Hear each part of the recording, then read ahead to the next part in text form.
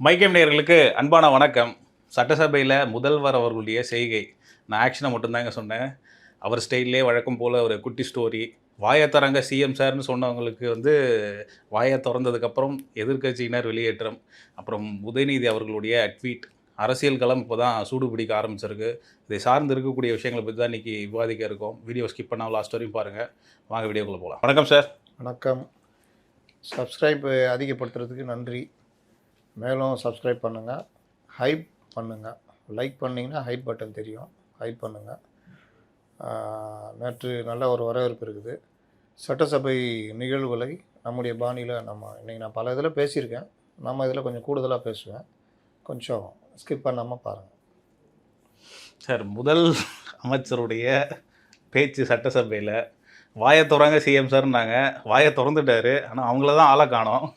இன்றைக்கி நடந்ததை நான் ஒரு சினிமா காட்சியோட வேறு ஒரு இதில் பேசியிருந்தேன். சென்னை 28 கிரிக்கெட், அந்த பசங்க போய் ரோட்டில் அந்த பீச்சில் கிரிக்கெட் விளாட்ற பசங்களை பிடிச்சி கேட்பாங்களா, பசங்க பயந்தோன்னா வீட்டில் சொல்லிடாதீங்கண்ணா, வீட்டில் சொல்லிடாதீங்க, கிரிக்கெட் மேட்ச் வச்சுக்கலான்ட்டு அவங்கள்ட்ட அதில் துட்டை கொடுங்களான்னு சொல்லிட்டு 600 வச்சுருப்பாங்க, கொடுங்களான்னு. அப்புறம் தோற்று போய் பேட்டை கொடுத்து அழுது அந்த மியூசிக்லாம் வரும். ஆனால் நான் கூடுதலாக சொல்ல வேண்டியது, எங்கள் வீட்டு பிள்ளையில் நம்பியார் ஒரு ஆதிக்கம் உள்ள ஒரு மாமா, அதாவது எம்ஜிஆருடைய அக்கா புருஷன், ஜமீன்தார். பயந்தவங்க எம்ஜிஆரை போட்டு அடின்னு அடிப்பார். அந்த அம்மா தடுக்கும். லாஸ்ட்டில் ஒரு நாள் அடிப்பு இருக்க முடியாது, எம்ஜிஆர் வீட்டை விட்டு ஓடி போயிடுவார். இன்னொரு ஊரில் ரொம்ப தொல்லை கொடுக்குற எம்ஜிஆர் ஷூட்டிங்கில் அந்த சைட் ரோல் நடிப்பார், ஸ்டண்ட்டு மேனாக போட்டு எல்லாரையும் அடித்து, ஹீரோவெல்லாம் போட்டு அடித்து, டேரக்டர் அடித்து, எல்லாரையும் அடித்து வந்துட்டு அப்புறம் வீட்டில் அம்மா பிடிச்சி அடைச்சி வச்சுருப்பாங்க. அப்புறம் அம்மாவை ஏமாத்திட்டு ஓடி வந்துடுவார். பசிக்குதுன்னு ஹோட்டலில் சாப்பிடுவாங்க. அந்த இடத்துல 2 பேரும் மாறிடுவாங்க. சரோஜா தேவி இவர் பொண்ணு பார்க்க, எம்ஜிஆரை மாப்பிள்ளை பார்க்க வந்திருப்பாங்க. அதில் எம்ஜிஆர் நினச்சிட்டு சரோஜா தேவி வீட்டுக்கு கூப்பிட்டு போயிடுவாங்க. இந்த தகவல் நம்பியாருக்கு போவோம். அவர் வருவார். அந்த சீனு இன்றைக்கும் எம்ஜிஆர் ரசிகர்கள்லாம் ரொம்ப ரசிக்கக்கூடிய சீனாக இருக்கும். எம்ஜிஆர் சாப்பிட்டுட்டு இருப்பார், இன்னும் உட்காந்து நம்பியார் பார்த்துக்கிட்டு இருப்பார். சாப்பிட்ற அந்த டைனிங் டேபிளில் எம்ஜிஆர் அப்படி கடிப்பார். நம்பியார் மறைக்கிறத பார்த்தோன்னா இன்னும் 2 கடி கடிப்பார். அப்படியே மூஞ்சிலாம் அப்படி இப்படிலாம் வச்சு அப்படி பார்ப்பார். பாதி இடியாப்பத்தை வாயில் வச்சுட்டு அப்படி மறைச்சிலாம் பார்ப்பார். அது செம்ம இதுவாக இருக்கும். அப்படியே மறைச்சிட்டு அப்புறம் கூப்பிட்டு போகிறோமா அப்படின்னா, இன்னும் 2 நாள் இருந்துட்டு தான் போட்டோமே அப்படின்னா, சரி அதான் கரெக்டாக இருக்கும் அப்படின்னுவார் ரங்கராவ். அதெல்லாம் வேணாம்மா, பொண்ணு எடுக்கிற வீட்டில் சாப்பிடலாம் கூடாது, போகலான்னு கூப்பிட்டு வந்து, அந்த சீனுக்காக தான் நான் இவ்வளோ இதை சொல்கிறேன். பழைய எம்ஜிஆர் நினச்சிக்கிட்டு எம்ஜிஆர் அப்படி கொண்டு வந்து அப்படி இழுத்து விடுவாப்புல. எம்ஜிஆர் அப்படியே ரோலாகி போய் அங்கே உட்காருவார். உட்கார்ந்தோடனே ஒரு அறை வச்சுருவாப்புல. எம்ஜிஆர் அடிக்க எழுந்திரிப்பார், இதாகிடும். அதுக்கப்புறம் அந்த கதையை வந்து எம்ஜிஆர் கேட்பார். இந்த அம்மா மூலிமா அந்த கதையை சொல்ல வைப்பாங்க டைரக்டர். அவனை போட்டு இந்த பாடுபடுத்திட்டீங்க, அவன் உடம்புல உயிரே இல்லை, அந்த அளவுக்கு அடிச்சிருக்கீங்க, அப்படி இப்படின்னு எம்ஜிஆர் எல்லாத்தையும் கேட்டுட்ருப்பார். இவர் தான் அக்கான்னு புரிஞ்சுக்குவார். இன்னொரு எம்ஜிஆர் தான் இங்கே வந்து மாட்டிகிட்டு இருந்தார் போல், ஓடிட்டார், நல்லா புரிஞ்சிட்டு நம்ம இனி எந்த காலத்தையும் போக மாட்டேன்னு. அதுக்கு பிறகு மறுநாள் இதே மாதிரி அந்த பத்திரம் எழுதுறதுக்கு வருவாங்க. எம்ஜிஆர் பத்திரத்தை படித்து பார்த்துட்டு, எம்ஜிஆர் பத்திரத்தை படிக்கும் போதே அவர் கோவம் வரும் நம்பியாருக்கு. ஏன்னா எம்ஜிஆருக்கு படிக்க தெரியாது அந்த எம்ஜிஆருக்கு. இவருக்கு பத்திரம் படிச்சுட்டு இப்படி பார்ப்பார்.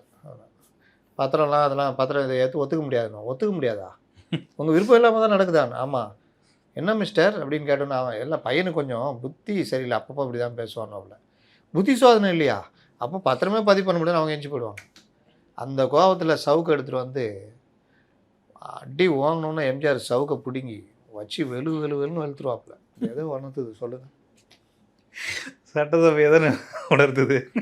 அதாவது இது வரைக்கும் யாரையோ அடித்தவர்கள், போன இதில் ஏடிஎம்கேல 4 வருஷம் அந்த எம்ஜிஆரை போட்டு அடித்தவர்கள், ஜூனியருக்கும் சீனியருக்கும் இன்றைக்கி புது எம்ஜிஆரை பார்க்குறாங்க. அவங்க எதிர்பார்க்கல இந்த எம்ஜிஆரை அடித்தா வாங்கிக்குவாருன்னு நினச்சாங்க. அடிக்கும் போதே சாட்டையை பிடிச்சி ஒரு இழுத்து போட்டு வாட்டுன்னு என்ன அடி. இந்த பெரிய கிரிக்கெட் டீமுங்க டூர் போவாங்க இன்னொரு நாட்டுக்கு, அதான் இந்தியா வந்து ஜிம்பாப்வே, பங்களாதேஷ் அந்த மாதிரி. ஒரு தடவை ஆஸ்திரேலியா 15 வெற்றி தொடர் வெற்றி இந்த இவர் தலைமையில் இந்தியாவுக்கு வராங்க டூரு. அப்படியே தெம்பா, இந்தியாலாம் ஒரு நாடான்னு. நம்ம நாட்டில் தான் குழி தோண்டி வச்சுருப்போமே பிச்சுக்கு, அந்த ஒன்று அடி முடிஞ்சிச்சு, வெற்றியை நிறுத்திட்டோம், தொடர் வெற்றியை நிறுத்திட்டோம். அடுத்த அடின்னு அடித்து ஆரம்பித்தோம். இந்த மாதிரி பல இப்போ லேட்டஸ்ட்டாக ஆப்கானிஸ்தான்லேயே அதிலே போய் தோத்துட்டு வந்தாங்க ஒரு பெரிய டீம். அந்த மாதிரி போன வேர்ல்டு கப் நினைக்கிறேன், அர்ஜென்டினா சவுதி அரேபியாவோட மோதுது. ரொம்ப தெனாவட்டாக ஆடினாங்க, சவுதி அரேபியா கோலை போட்டான். அதுக்கப்புறம் அர்ஜென்டினா அந்த இதெல்லாம் ஜெயிச்சு லீக்லலாம் ஜெயிச்சு போய் இது பண்ணி வேர்ல்டு கப்பை வாங்கிட்டாங்க. ஆனால் வேர்ல்டு கப் சாம்பியனை தோக்கடிச்சு நாங்கள்ல, எங்களுக்கு இது போதண்டா பெருமை அப்படின்ற. அந்த மாதிரி நீ வந்து 77 ஆண்டுகால கட்சி 777. அப்போ 1949 to 2026 77 இயர்ஸ் 77 சிங்கிள் 7 அடி வாங்குறாங்க. சிங்கிள் 7 கூட இல்லை, அதில் பாதி கூட இல்லை, 2.5 வருஷம் அடினா அடி, செம்ம அடி. நாங்கள் வந்து பாரம்பரியம், நாங்கள் தான் கிரிக்கெட்டே கண்டுபிடித்தவர்கள். அதே மாதிரி லகான் அமீர் கான் நடித்தது, அது ஒரு உண்மை சம்பவத்தை பேஸ் பண்ணி எடுத்தது. அந்த ஊரை காப்பாற்றணுன்னு அவன் வந்து பெரிய பாரம்பரிய கிரிக்கெட் விளாட்றவனுங்க. இவங்களுக்கு கிரிக்கெட்னா என்னன்னு தெரியாது. அமீர் கான் தயார் பண்ணி அந்த மேட்ச்சை ஜெயிப்பாப்பில். அதில் அந்த கடைசி ஓவர்லாம் ரொம்ப விறுவிறுப்பாக இருக்கும், நம்மளை அப்படியே சீட்டு நுனி கொண்டு வந்துடும். 2 காரணம், ஒன்று கிரிக்கெட்டு அந்த இது, 2வது அந்த நாட்டு மேலே உள்ள பற்று நம்மளை அந்தளவுக்கு பண்ண வைக்கும். அந்த மாதிரி காமெடியாக போச்சா, 77 ஆண்டுகால கட்சியை ஓட விட்டாங்களே. இதில் ஹீரோ யார் சொல்லுங்கள், கரெக்டாக சொல்லுங்கள். உங்களை வேறு கொட்ட சொல்லிக்கிறாங்க, கரெக்டாக சொல்லுங்கள்.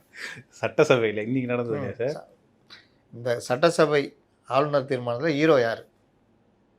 முதல்வர் தான். இல்லை ஆளுநர், இது இல்லை, சபாநாயகர் இல்லை,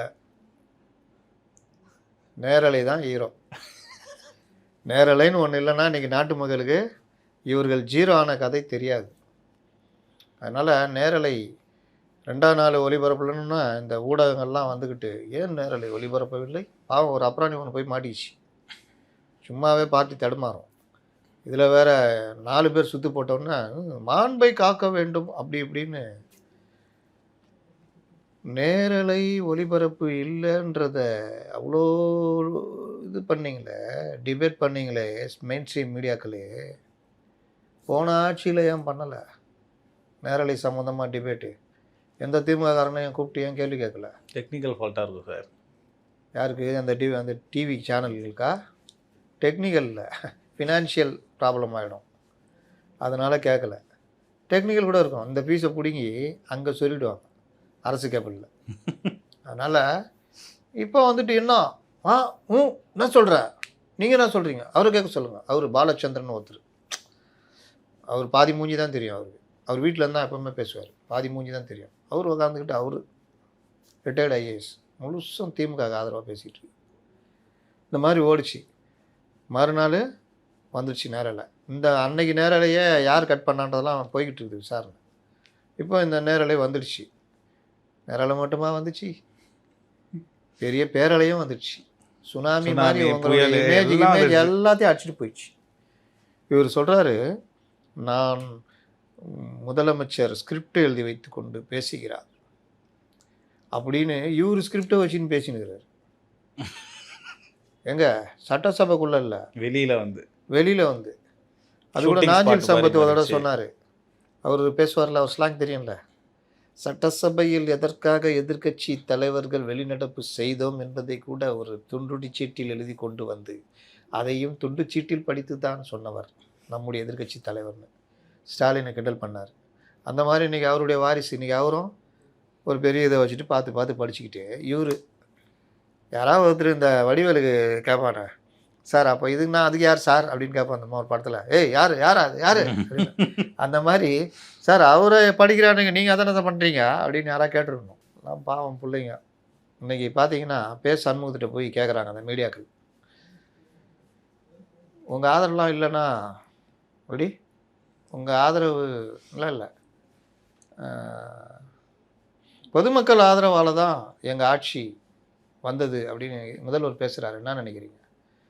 சண்முகம் சொல்கிறாரு, அப்படியா சொன்னார், நாங்கள் வந்து அந்த பேட்டியை நான் பார்க்கல, அந்த பேச்சை நான் பார்க்கல, நான் பார்த்துட்டு சொல்கிறேன், பார்க்காம சொல்லக்கூடாது. இல்லை சார், அவர் இப்படி தான் சொன்னார். ஏங்க நான் தானே பார்த்து முடிவு பண்ணி சொல்லணுன்றார். அதுக்கு பிறகு அவருடைய தண்ணியில் விளக்கத்தை சொல்கிறார். 10ஆம் தேதிக்குள்ளே நாங்கள் அன்றைக்கி ஆதரிச்சிருக்கலன்னா மறுநாள் கவர்னர் ஆட்சி வந்திருக்கோம். அன்றைய சூழ்நிலை நான் சொல்கிறேன்றார். ஏன் சொல்கிறாருன்னா, அந்த தீர்மானம் வரும்பொழுது அதிமுகவும் 25 பேர் ஆதரிச்சாங்கல்ல. ஆமாம். இவர் இப்படி நினச்சிக்கிட்டு இருக்காரு சண்முகம். இவங்க ஏற்கனவே அங்கே பேசி வச்சுருக்காங்கன்றது இவருக்கு தெரியாது. அது வேறு கதை வச்சிங்களேன். இப்போ என்ன பிரச்சனைனா கவர்னரை வர வைக்கணும். அதுக்கு ஆதரவு காமிக்கணும். கவர்னர் உறுதியாக நின்ட்டார். 118 லெட்டர் கொடு, நான் வர்றேன்னு. 118க்கு லெட்டர்னா 25 பேர் ஆதரவு வாங்கி போய் கொடுக்க முடியாது. இவர் அதை ஒன்றை வச்சே முடிச்சு விட்ருவாப்புல எடப்பாடி. அதனால இவர்களுக்கு 118 தேவைப்பட்டுச்சு. அது அப்புறம் சண்முகத்தை போக விடாமல் பண்ணதும் அவங்க மேலேருந்து கூப்பிட்டதெல்லாம் தனி கதை. சரி, அதை விட்டுருங்க. இப்போ இந்த பத்திரிகையாளர்களுடைய அந்த அயோக்கியத்தனத்தை சொல்கிறேன்.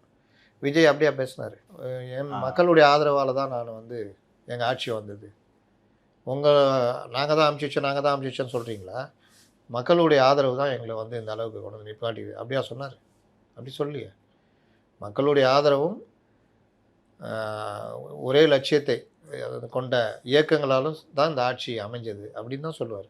அப்போ அந்த ஒரே லட்சியம் கொண்ட இயக்கங்கள்னு சொல்கிறது தான் சிபிஎம், சிபிஐ, காங்கிரஸ், மற்றவர்கள். தன்னிச்சையான முடிவு தானே அவரும் சொன்னார். சிபிஎம்மாக இருக்கட்டும், அது கம்யூனிஸ்டாக இருக்கட்டும். அது ஒன்று. இவங்க எப்படி கொண்டு போய் சண்முகத்தை கேட்குறாங்க? நீங்களாம் ஐயா, நீங்களா இல்லையா, மக்கள் ஆதரவு தான் அவர் ஆட்சியை பிடிச்சுன்றார் அவர் அப்படின்றார். அதுக்கு சண்முகன் அந்த பேச்சை பார்க்காம நான் எப்படி சொல்ல முடியுன்றார். இந்த ஊடகங்கள் எப்படி மாறுதுன்னு சொல்ல வரேன். இன்னொன்று, இங்கே வந்து இவர் இப்படி பேசுகிறாரு. அதே மாதிரி பேசிட்டு அங்கே உள்ளே பேசுனதை இவர் வந்து அது பண்ணுறாரு, ஸ்கிரிப்ட் பண்ணுறாரு, ஆடியோ லான்ச்சில் பேசுகிற மாதிரி பேசுகிறார். இவங்களுடைய ஒரு நரேட்டிவை உடனே ஆரம்பிச்சிடுறாங்க. இந்த நரேட்டிவில் தான் பேசணும்னு. ஷூட்டிங்கு, சினிமா, இது ஷூட்டிங் மாதிரி பண்ணுறாங்க. அதில் முக்கியமாக ஒன்று சொல்லியிருந்தாங்க, நோட் பண்ணியிருந்தீங்களா? வரேன். ஷூட்டிங்கு, சினிமா, இதாவது இதே நரேட்டிவை எல்லாரும் பேசுகிறாங்க. ஆராசா பேசுகிறாரு, அந்த சிவசங்கர் பேசுகிறாரு. இந்த மாதிரி எல்லாம் நாளைக்கு கனிமொழி பேசுவாங்க. சிவசங்கர் இது ஷூட்டிங் நடத்துகிறார் சட்டசபைக்குள்ள, இதை ட்ரெண்டு பண்ணுவாங்க. இதில் கொஞ்சம் உணர்ச்சி வசப்பட்டு ஆத்திரம், கோபத்துடைய உச்சம், இவர் இப்படி அப்படின்ட்டு விசில் அடிக்கிறாங்க. சினிமா மாதிரி ஆக்கிட்டாங்க பார்த்தீங்களா சட்டசபையை, அப்படி இப்படின்ட்டு.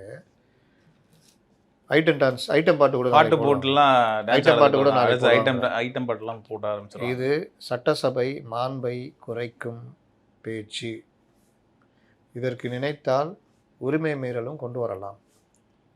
சட்டசபையை பற்றி இப்படி பேசக்கூடாது. இவர் அவரை இழிவாக பேசுகிறதா நினச்சிக்கிட்டு, தாவேக்காவை இழிவாக பேசுகிறதா நினச்சிக்கிட்டு பேசுகிறார். ஆனால் சட்டமன்ற நடைமுறையில் இவர் நடைமுறையை பற்றி பேசுகிறார். இதுக்கு உரிமை மீறல் கொண்டு வந்து கூண்டில் கூட ஏற்றலாம். ஆனால் முதலமைச்சர் அவர்களும் ப்ரோவோக் பண்ணுற மாதிரி தானே குட்டி ஸ்டோரிலாம் சொன்னார். குட்டி ஸ்டோரி இவங்க சொன்னது இல்லையா? இல்லை இவர்கள் எனக்கு என்னென்னு பேசினது இல்லையா? எவ்வளோ கதைகள் சொல்லியிருக்காங்க. ஜெயலலிதா பேசியிருக்காங்க, கலைஞர் பேசியிருக்கார், இன்னும் பல இது ஸ்டாலின் பேசியிருக்காரு. எவ்வளோ பேர் எவ்வளோ கதைகள் சொல்லியிருக்காங்க. அதில் இவர் ஒரு குட்டி ஸ்டோரி சொல்லுவார். என்ன சொன்னார்? ஒருத்தர் தேடிட்டு இருப்பார், எங்கப்பா தேடிட்டு இருப்பார், அப்பாவை காணோம் அப்படின்னு சொன்னார். அவர் அதை சொல்கிறதுக்கு முன்னாடி தான் 5 நிமிஷம் தான் குளத்தூர்லேயே பேசணும், அதுக்கே வீட்டில் உட்காந்தாரு அப்படின்லாம் சொல்லிவிட்டு அதுக்கப்புறம் தானே குட்டி ஸ்டோரி சொன்னார். ஆமாம், அப்போ அவரை மீன் பண்ணுற மாதிரி தானே அது? ஆமாம், அவரை தாங்க மீன் பண்ணார். அது சொல்லிட்டு அந்த பையன் வந்து சொன்னான், அவங்க அப்பா தர்ற மாதிரி சொன்னான்ட்டு சொல்கிறாரு. ஆனால் மீன் பண்ணது அரசியல் ரீதியாக உங்கள் அப்பாவை காணும் அப்படின்றது தான் அதோடைய அர்த்தம். ஆனால் அதுக்கு பதில் சொல்கிறேன்ற பேர்வையில் இவருடைய அந்தரங்க வாழ்க்கையை பற்றி ட்வீட் போடுறது, அதுவும் ஒரு எதிர்க்கட்சி தலைவராக இருந்து கொண்டு போகிறது எப்படி ஏற்புடையதாக இருக்கும்? இவர்கள் எந்த எண்டு கொண்டு போகிறாங்க? கோர்ட்டில் கேஸ் நடக்குது, தமிழ்நாட்டுக்கே தெரியும். கோர்ட்டு கேஸ்லாம் விடுங்க, ஒருத்தருடைய அந்தரங்கங்க அது. நீங்கள் முதல்ல அந்த அம்மாவை இது பண்ணி பேச வச்சிங்க, அந்த அஃபிடவிட்டை வெளியே வர வச்சிங்க. அப்போ இந்த மாதிரி நடைமுறைகள் எப்படி சரியாக இருக்கும்? அவர் ஃபேமிலி கதையெல்லாம் இழுத்து பேசுறது, இதெல்லாம் எப்படி சரியாக இருக்கும்? அது அவருக்கு பிரச்சனை. அவர்களுக்குள்ளே ஏதோ ஒத்து வரல, பிரியறதுக்கு விவாகரத்துக்கு போயிருக்காங்க. அதை அவர் பார்த்துக்க போகிறார். அதற்கும் விஜயுடைய அரசியலுக்கும் என்ன சம்மந்தம் இருக்குது?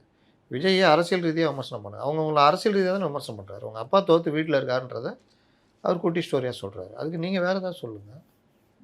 இது எப்படி நியாயமாக இருக்கும்? சட்டசபைன்றது வந்து ஒரு மாண்புக்குரிய இடம்.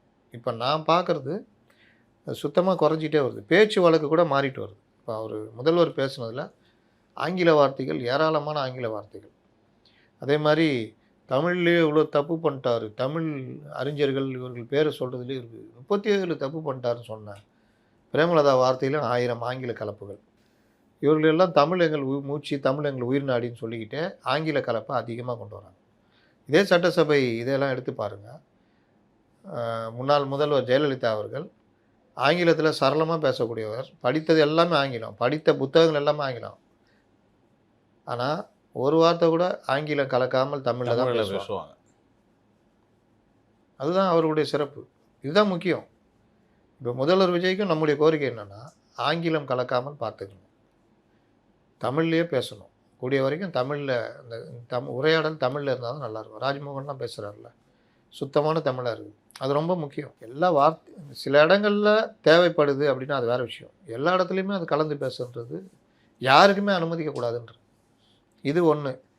ரெண்டாவது செய்கைகள், வினை எதிர்வினை. நீங்கள் காங்கிரஸ்ஸு இயல்பாக நான் அடிக்கடி சொல்லுவேன், ஒரு பெண் ஒரு காதலனை விரும்பி மேரேஜ் வரைக்கும் போயிட்டாங்க, ரெஜிஸ்டர் மேரேஜ் வரைக்கும். அத்தை பையனுக்கு கட்டி வைக்கணும்னு போய் பேசி இழுத்துட்டு வந்துட்டாங்க. இழுத்துட்டு வந்து சொந்தத்தில் அத்தை பையனுக்கு கட்டி வச்சிட்டாங்க. வேண்டா வெறுப்பாக அந்த பொண்ணை கட்டி வச்சிட்டாங்க. இதில் அந்த போன காதலன் கோபமாயிட்டான். அந்த காதலன் தான் ராகுல் காந்தி. கட்டி போன பொண்ணு தான் காங்கிரஸ்ஸு. இந்த முடிவை மாற்றினது இவர்கள். யாருக்கு கட்டி வைக்க போனாங்கன்னா, நம்ம இவர் தாவேகா இதுன்னு வச்சிங்களேன், தாவேகாவை தான் திருமணம்னு வச்சுக்கோங்க. காதலன் வந்து ராகுல். இந்த திருமணத்தை முறிச்சிட்டாங்க, அந்த கூட்டணியை முறிச்சிட்டாங்க. கட்டி வச்சது யாருக்கு? திமுக. காங்கிரஸ் பொண்ணு தான் காங்கிரஸ். ராகுலுக்கு செம்ம கோபம். அந்த கோபத்தை அவர் காட்டினார். தேர்தலுக்கு முன்னாடி இந்த கூட்டணி அமைஞ்சிருந்தால் தேர்தல் முடிவே தாவேகாவுக்கும் வேறு மாதிரியாக இருக்கும், காங்கிரஸுக்கும் வேறு மாதிரியாக இருக்கும், திமுகவுக்கும் வேறு மாதிரியாக இருக்கும் ஆயிருக்கும். கூட்டணிகள் இப்போ இருக்கிறவங்க அங்கே இருக்கிறாங்களே, அது கூட உங்களுக்கு கூட்டணி பேச்சுவார்த்தையிலே கூட சில பேர் கிளம்பிட்டு இருப்பாங்க. ஆனால் இவர்கள் அதெல்லாம் தெரிஞ்சு தான் இழுத்துட்டு வந்துட்டாங்க. இழுத்துட்டு வந்து இங்கே கூட்டணி முடிஞ்சிடுச்சு, எல்லாம் பண்ணிடுச்சு. கூட்டணி பேச்சுவார்த்தையெல்லாம் இவ்வளோ வலுக்கட்டாயமாக இழுத்து வந்த பிறகு 3 தொகுதிகள் மட்டும் கூட கொடுத்தாங்க, ஒரு ராஜ்யசபா கொடுத்தாங்க. முடிச்சுட்டு காரில் ஏறு முதல்வர் அவருக்கு சொன்னது வந்து சொல்லுங்கன்னு சொல்லியிருப்பாங்க. ஏன்னா அவர் வந்து எல்லாமே ஸ்ட்ராட்டஜி டீம் தான் சொல்லும். காரில் ஏறும்போது அப்படின்னாரு. அப்படின்னா என்னென்னா முடிச்சு விட்டேன். இது இவர்கள் சொன்னது என்னென்னா முடிச்சிட்டேன் அப்படின்னு. ஏங்க நீங்கள் முதல்வர் கலைஞருடைய பையங்க கூப்பிட்டு எங்களுடைய கூட்டணி இன்று மிகவும் உறுதியாக இருக்குது, இன்றைக்கி வந்து 28 தொகுதி எழுது, மிக சிறந்த கூட்டணி, எல்லோரும் சந்தோஷமாக இது பண்ணுறோம்னு பேட்டியை கொடுத்துட்டு போங்க. சரி, அதோடு முடிஞ்சதா? சாம்பார் டிடிக்கிறாங்களே. நாளைக்கு இப்போ விஜய் ஒரு ஃபங்க்ஷன் போட்டாலும், ஐயோ விஜய் சார், ஐயோ நீங்களா உங்கள் முன்னாடியெல்லாம் நிற்கிறேன், ஐயோ சார் விஜய் சார், ஐயோ சார் சாம்பாரா சார், அது புளிச்சு போன சாம்பார் சார், இப்போ அம்மா உணவகத்தில் போடுறாங்களா, ஐயோ நான் டெய்லி அம்மா உணவு தான் சார் காலைல டிஃபனே சாப்பிட்றேன். இந்த அளவுக்கு அந்த கையை காட்டுங்க. அந்த அம்மா வந்து ஆங்கர், அதுக்காக என்ன வேணால் பண்ணுவாங்க, அவங்க நடிப்பாங்க எல்லாம். ஏன்னா அந்த சேனலே அப்படி தானே, நடிப்பு அழுணும். அங்கே போனால் அழ தெரியாமலாம் நீங்கள் சேனல் போனால் விளங்க மாட்டீங்க. உங்களை கேலி பண்ணுவான், உருவ கேலி பண்ணுவான், எல்லாத்தையும் தாங்கிக்கணும். அந்த மாதிரி சேனல் அது. ஆனால் நம்பர் 1 சேனல். அப்போது அந்த அம்மா வந்து அன்னைக்கு முதல்வர் சார், ஐயோ சார் அது கொஞ்சம் பண்ணி காமிங்க, இவரு எல்லாமே செட்டப் தான். இவர் இருந்துச்சு 360 டிகிரியும் அப்படின்றாரு. எல்லாம் கைத்தட்டு. யார்? எல்லாம் கொத்தடிமைகள் அடிமைகள்லாம் கைத்தட்டு. இவர் ரொம்ப சந்தோஷமாயிடுச்சு. இன்னும் 4 தடவை செஞ்சு காமிக்குவா, வேணா தலைவரை, கைகி சுளிக்கும், உட்காந்துக்குங்க. அதுக்கப்புறம் தேர்தலெலாம் முடிஞ்சு 10,000 ரூபா கையில் இருந்த 10,000 ரூபா எடுத்துக்கொண்டு கூட சேகர்பாபு ஃபேமிலியும் கூப்பிட்டிக்கின்னு கொடைக்கானல் இன்ப சுற்றுலா போனார். ஞாபகம் தான்? அங்கே கூட கேட்டிருந்தாங்க ஒரு, அதுவும் செட்டப் தான். ஜெயிச்சுருந்தா வச்சுக்கிங்க, அதை வைரல் ஆகியிருப்பாங்க. அதுக்கு தான் அதை எடுத்து வச்சுது. ஆனால் பாவம் ஜனங்க ஷிட்டாங்க.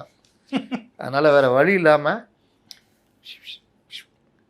நீங்கள் பண்ணீங்க வினை, இப்போ அவர் பண்ணுறாரு எதிர்வினை.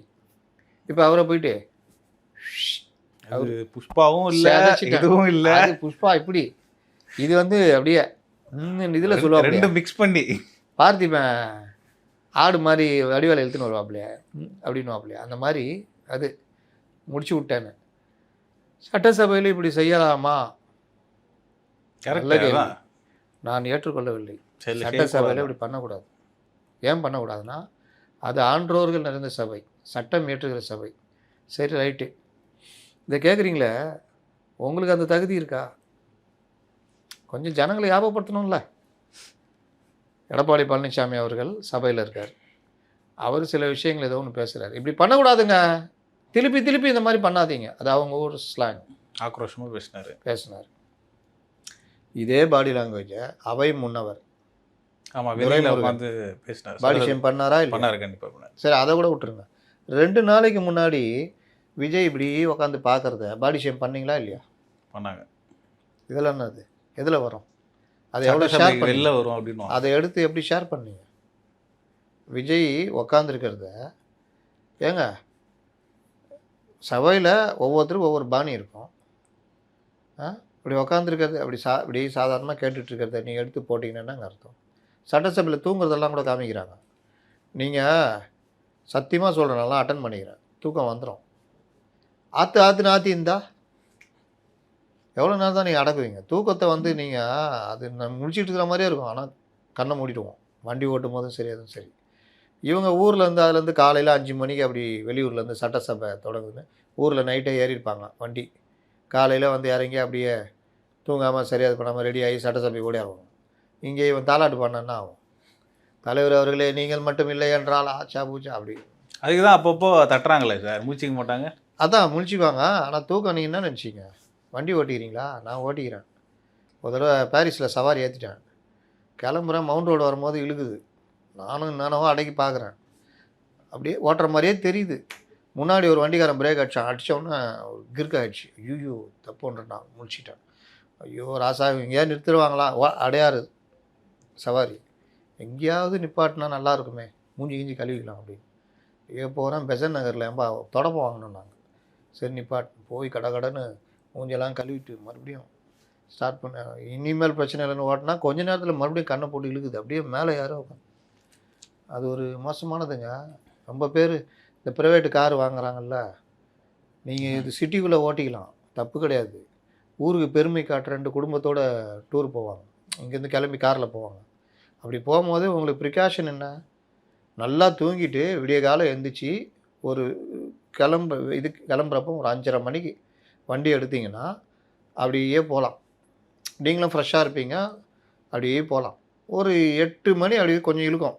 அப்போ ஓரம் கட்டிட்டு டிஃபன் சாப்பிட்டு கொஞ்ச நேரம் தூங்கிட்டு மறுபடியும் எடுத்திங்கன்னா வெயிலில் அப்படியே போகலாம். இதுதான் புதுசாக ஓட்டுறவங்களுக்கு. உங்களுக்கு இல்லை பகலில் போகிறது தான் நல்லது இந்த மாதிரி ஓட்டுறது. எங்கள் வீட்டுக்காரன் கச்சேரிக்கு போகிறார், ஹைவேஸில் ஓட்டுறவன் அதுக்குன்னு பிறந்தவன். இவர் உட்காந்துட்டு வண்டி எடுத்துக்கின்னு கிட்ட போய் இப்படி முந்துறது, எதிரில் வந்துக்கிட்டு இருப்பான். இப்படி முந்தும் போது நேரம் வாடா ரசா டமால். இல்லாட்டி வண்டி இவர் இப்படி போவார்ல, ரோட்டில் வண்டியை பார்க் பண்ணி வச்சுருப்பான், ரிப்பேர் ஆகி அவன் 2 செடியை பிச்சு போட்டு வச்சுருப்பான். இவர் இருட்டில் போயிட்டு இருக்கும்போது இவருக்கு முன்னாடி அந்த வண்டி போய்கிட்டு இருக்கிற மாதிரி இருக்கும். கொண்டு போய் வரதுல செய்தி, நின்று கொண்டிருந்த லாரி மீது மோதி சென்னையை சேர்ந்த இன்ஜினியர் குடும்பத்துடன் பலி. தான். அதனால் எப்போவுமே இந்த மாதிரி விஷயங்கள். அப்போ இது சப்ஜெக்ட்டுக்கு வந்துடுவோம். நீங்கள் அந்த இதை பண்ணீங்க, முடிச்சு விட்டேன்னு சொன்னீங்க. இப்போ அவர் வந்து அதை காமிக்கிறாரு. இதே மாதிரி தான் பாடி ஷேமாக அவருக்கு பண்ணீங்க, எடப்பாடிக்கு பண்ணீங்க. அதனால் இந்த மாதிரி இதெல்லாம் நீங்கள் பல முன்னுதாரணம் இருக்கிறீங்க. கண்டபடி பேசுகிறதுக்கு சட்டசபைக்கு முன்னுதாரணம் வேணுமா? சொல்லுங்க. பாவாடை நாடாவை அவிழ்த்து மேலாடையை விளக்கினால் அங்கே இருக்கிறது திராவிடம். இந்த வார்த்தைக்கு நீங்கள் எப்படி புரிஞ்சுக்கிங்க? பலரும் அப்படி தான் புரிஞ்சுக்கினாங்க. நினச்ச மாதிரி தானே நீங்களும் நினச்சிங்க அப்படின்னு விவேக் கேட்பார் அந்த மாதிரி. ஆனால் அனந்த நாயகின்னு ஒரு உறுப்பினர் கேட்குறாங்க இவர்கிட்ட, கலைஞர்கிட்ட, திராவிடன்றீங்களா, அந்த திராவிடம் எங்கே இருக்குதுன்னு. அதுக்கு இவர் சொன்ன பதில் இருக்குது. ஆக்சுவலாக ஃபைலில் இருக்குது, கோப்புகளில் இருக்குதுன்னு. கவர்மெண்ட் ஃபைல்லாம் பார்த்துருக்கீங்களா? ஒரு அட்டை இருக்கும், பரிட்சை அட்டை எழுத வந்துருமா, டெம்பரரி பரிட்சை அட்டை. இப்போலாம் கிடையாது. அந்த டெம்பரரி பரிட்சை அட்டையில் ஒரு நாடா இருக்கும், 2 இது இருக்கும், போட்டு அந்த நாடாவை போட்டு இது பண்ணுவோம். பாவாடை நாடாவே, பாவாடைன்னா ஃபைலுக்கு இன்னொரு பேர். அவிழ்த்து மேலாடையை விளக்கினால் உள்ளே இருக்கிறது திராவிடம். அந்த ஃபைல் பேப்பர்ஸில் இருக்குது அப்படின்னு. யார் சொன்னது சார்? கலைஞர். ஃபேமஸான இதுங்க அது. நம்மளாம் வந்து சின்ன பையனாக இருந்திருப்போம், நீங்களாம் பிறந்தே இருக்க மாட்டீங்க, நான்லாம் சின்ன பையனாக இருந்திருப்பேன். பலர் சொல்வழி கேட்டு பல செய்திகளில் கேட்டு சொல்கிறாங்க. இந்த மாதிரி ஜெயலலிதா தாக்கப்பட்டது 89. மாதிரி பல சம்பவங்கள் சட்டசபையில் மாண்புகளை குலைக்கும் பல சம்பவங்கள் நடந்திருக்கு. அதனால் இந்த மாதிரி விவகாரங்களில் நீங்கள் தான் முன்னுதாரணமாக இருந்திருக்கீங்க. இன்னொன்று சொல்லிட்டா, எப்படி பேசணுன்னுலாம் சொல்கிறாங்க. முதல்வர் ஊர்ந்து போய் தவழ்ந்து போய் அப்படின்னு பேசுகிறாரு. முன்னாள் முதல்வர் ஸ்டாலின் முதல்வராக இருக்கும்போது இதே எடப்பாடிக்கு எதிராக. அப்போ எடப்பாடி என்ன சொல்கிறாரு? என்னங்க இது, மேடையில் பேசலாம், இங்கே அங்கே தான் வெளியே தான் இப்படி பேசுகிறீங்க, அவதூறு பேசுகிறீங்க, இங்கேயும் வந்து இதே வார்த்தையை பயன்படுத்துகிற ஒரு முதல்வராக இருந்துட்டு ஏன் ஊர்ந்து போய் தவழ்ந்து போயின்னா அன்பார்லிமெண்ட்ரி வேர்டா? சபையில் அன்பார்லிமெண்ட்ரி வேர்டு பேசக்கூடாதுன்னு அது இந்த உங்கள் லட்சணம் தெரியாதா அப்படின்னப்போ அந்த லட்சணம் என்கிற வார்த்தையை தூக்குறன்றாரா? லட்சணன்றது அன்பார்லிமெண்ட்ரி வேர்டுன்னு சட்டசபையில் அது தூக்கு. நேற்று நிர்மல்குமார் பேசுனது நீக்கினாங்கல்ல, அந்த மாதிரி. அப்போது இந்த மாதிரி பேசினவர் தானே முதல்வர். அன்றைக்கி மனசு வந்து போய் தானே உட்காந்துருப்பார். அதனால தான் நீ சிரிச்சிடுறது. சூப்பர் சூப்பர் அப்படின்னு இதுதான் சபையில் நடந்தது. அதில் ஹீரோ இந்த நேரலை, இந்த உப ஹீரோக்கள் ஃபஸ்ட்டு வரிசைப்படுத்துனீங்கன்னா நம்ம சபாநாயகர், நம்பர் 2 நம்ம ஆட்டக்கார இன்னைக்கு man of the match Vijay CMR. ஆமாம். அதுக்கப்புறம் நம்ம ராஜ்மோகன், அதுக்கப்புறம் நிர்மல்குமார், ஆதவர்ஜுனா. தம்பி புதுசாக ரொம்ப இளையவர்ன்றதுனால அவருக்கு ஸ்பெஷல் இந்த மேன் ஆஃப் தி மேட்ச்சு. அப்புறம் என்னது player of the match. Player of the match வந்து நம்ம ரமேஷ் சொல்லிட்டாப்புல, கோயில் நிதி இந்த மாதிரி பண்ணிட்டாங்க மல்டி லெவல் ஒன்று அவர் எஞ்சிட்டார். அப்படி இழுக்கிறாப்புல. இது வந்து ஏதோ நான் மட்டும் இந்த சேகர் பாபு முடிவு பண்ணி செய்ததா? அமைச்சர்கள் முடிவெடுக்கவில்லை, இது உறுப்பினர்கள் பரிந்துரையின் பேரில் அங்குள்ள இதை நேரில் சென்று நாங்கள் பல்வேறு கோயில்களை பார்த்தோம்.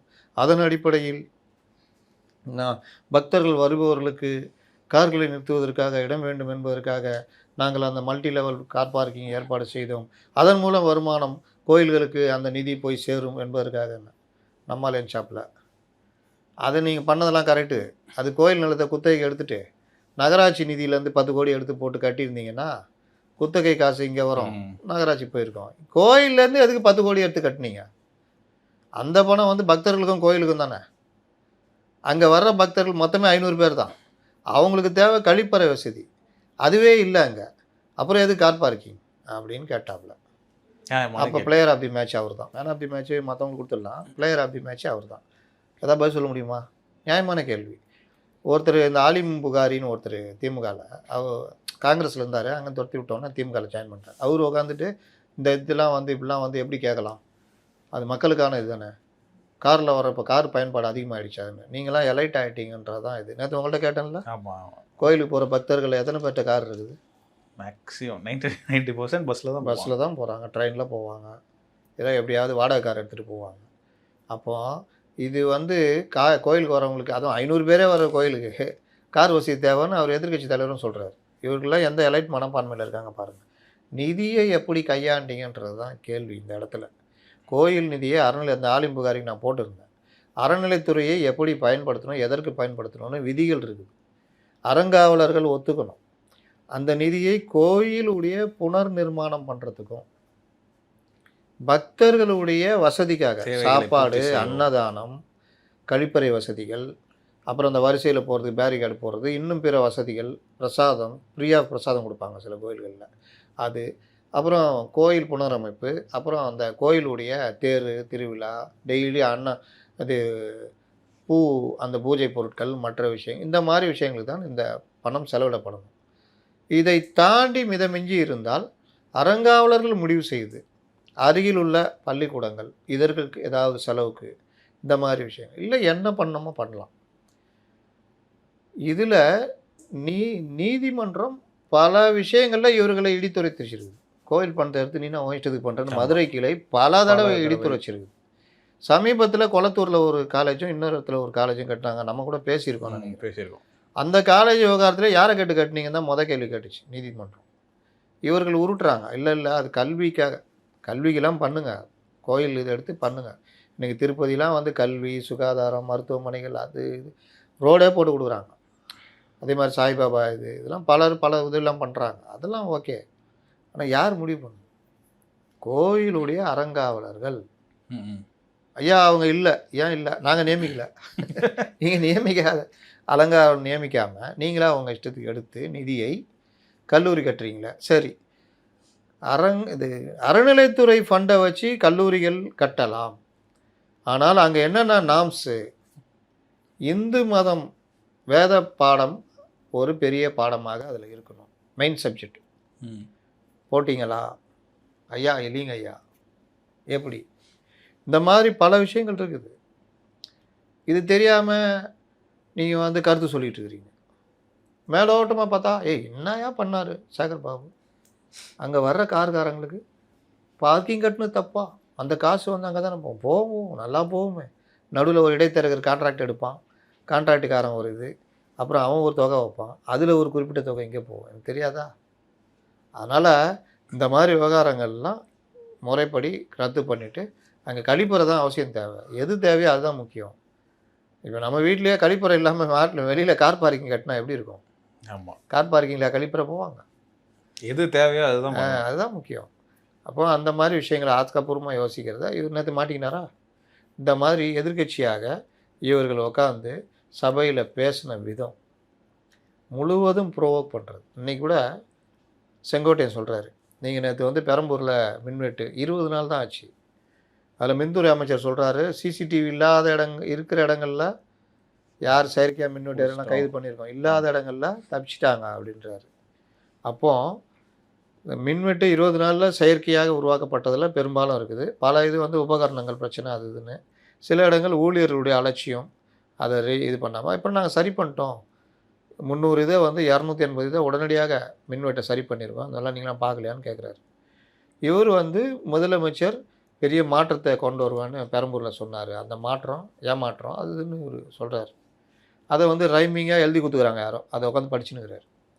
அப்போ இவர் கேட்குறாரு முன்னவர், மின்வெட்டு காரணமாக ஆட்சி இழந்தது திமுக தான், நாங்கள் எதாவது சுட்டி காமிச்சோமா? நீங்கள் எவ்வளோ பேசுனீங்க, நாங்கள் எதாவது பண்ணணுமா? சொல்லணுன்னா ஆட்சியே போனது நீங்களே ஒத்துக்கிட்டு இருக்கிறீங்க. மின்வெட்டுக்காக ஆட்சி இழந்தது உங்கள் ஆட்சி, நாங்கள் எதாவது சொன்னோமா? அதில் கூட சபாநாயகரே நீங்கள் உட்காருங்க முன்னவரே அப்படின்றார். உட்காருங்க, அதெல்லாம் பழைய கதைலாம் பேச வேணாம், சபையை ஒழுங்காக நடத்திட்டு போகுன்றார். ஆனால் இவர்கள் பார்ட்டி ஃபண்டுன்றாரு.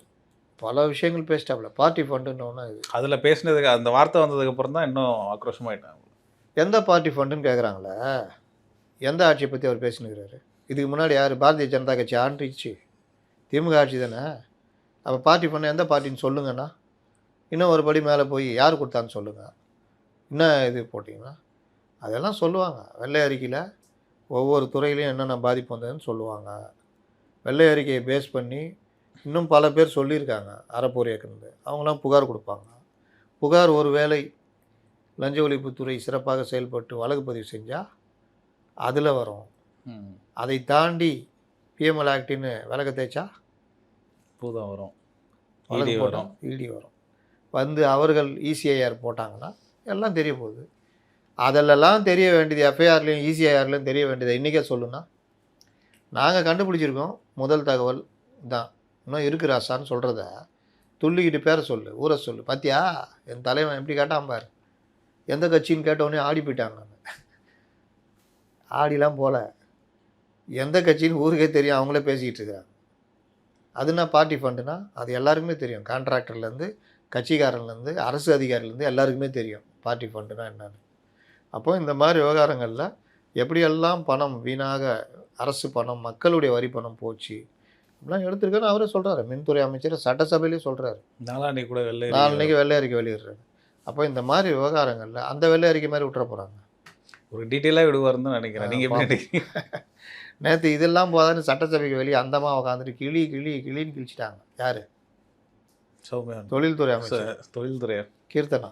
ஆமாம், ஏன் மற்ற ஸ்டேட்டுக்கு போச்சு, யார் யாரெல்லாம் நல்லா உட்காந்து பிபிடியே நான் கொடுத்துட்றேன், எல்லார் கேள்விக்கும் பதில் இந்தா, லெஃப்ட் சைடா ஆப் சைடா ஸ்கொயர் கட்டு, நல்லா குத்தி உள்ளே இழுக்கிறியா ஸ்லிப்பில் ஒரு கட்டு, ஸ்ட்ரைட்டாக போடுறியா அந்த ஸ்ட்ரைட் டிரைவ், இல்லை குத்தி ஏற்றுறியா அப்படியே. அதை காமிச்சு படித்து காமிச்சு கூட சொன்னதான் சொல்கிறேன். நம்மளும் என்னென்னவோ பண்ணி பார்த்தான் ரிப்போர்ட்டரு, அவன் அறிவுக்கு அதுக்கு மேலே எந்திக்கல, என்னென்னவோ கேட்டு பார்த்தான், அவனுக்கு அங்கே சொல்லி அமைச்சிருப்பாங்கல்ல.